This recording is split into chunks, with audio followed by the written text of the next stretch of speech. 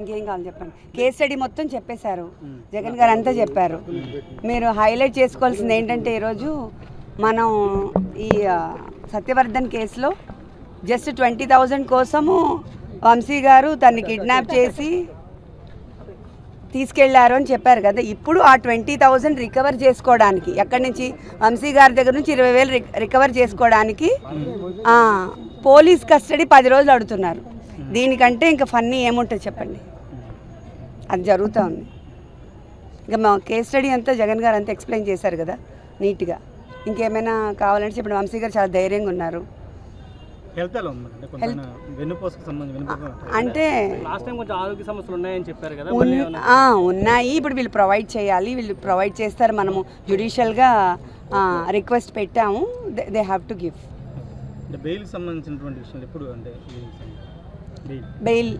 బెయిల్కి మనం రిక్వెస్ట్ పెట్టాము.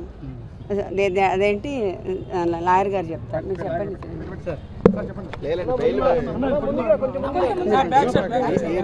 ఈరోజు యాక్చువల్గా ఎమ్యూనిటీస్ కోసం బెయిల్ పిటిషన్ కోసం ఉంది, నోటీస్ ఇవ్వాలి.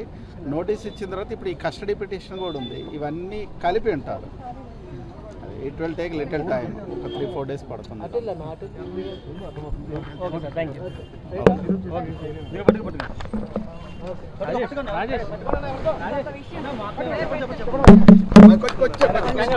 విషయం ఏంటంటే ఇప్పుడు సోషల్ మీడియాలో ఎలాంటి పోస్టులు పెట్టకూడదు, పర్టికులర్గా లేడీస్ గురించి అబ్యూస్ చేయకూడదు అని ప్రెజెంట్ గవర్నమెంట్ చాలా స్ట్రిక్ట్గా ఉన్నప్పుడు మరి నా మీద కూడా నేను ఫస్ట్ టైం వంశీ గారిని అరెస్ట్ చేశారని బయటికి రావాల్సి వచ్చింది.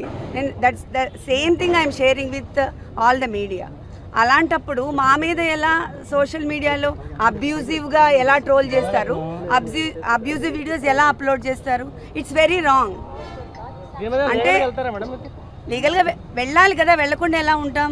అయినా సోషల్ మీడియా అలా చేయడం చాలా తప్పు కదా.